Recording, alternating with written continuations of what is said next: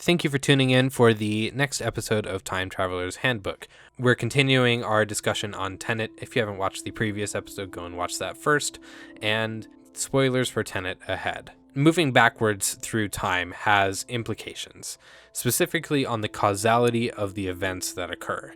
One question that I like to ask when faced with a new time travel mechanic is whether or not you can go back in time and change something to affect the future. The answer here will largely determine what kind of universe you are living in. In this case, you cannot go back in time and change things. Lots of events happen when the characters are going back in time, and everything that they do has already happened, meaning that there's not really a choice in whether something happens or not. For instance, in the end of the film, Neil sacrifices himself to help the protagonist complete his mission in retrieving the bomb. The protagonist, of course, sees this out of order because midway through their invasion, Neil inverted himself to go forwards when he was going backwards before, which means Neil has yet to go backwards to perform the action of sacrificing himself after the mission is a success. No matter what the protagonist tells Neil in this moment, Neil is going to go and sacrifice himself soon so that the mission can be a success. His fate has been determined. The thing I love about this the most is that Neil acknowledges that this is the case.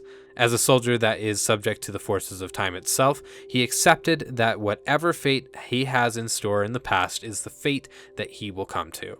And when you're fighting in a war centered around time and people going backwards through time and everything like that, you have to know that the outcome of the war has already been decided by someone making a decision to fight.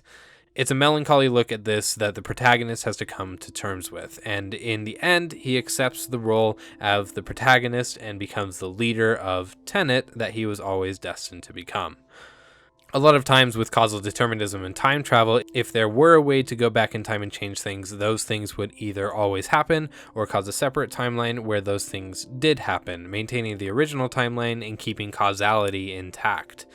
In this case, it's the former. Everything that has happened was always destined to happen, and none of the characters have any free will in any of the actions made, because they always make those actions. That's not to say that they don't make choices, it is to say that those choices will never deviate and the future is set.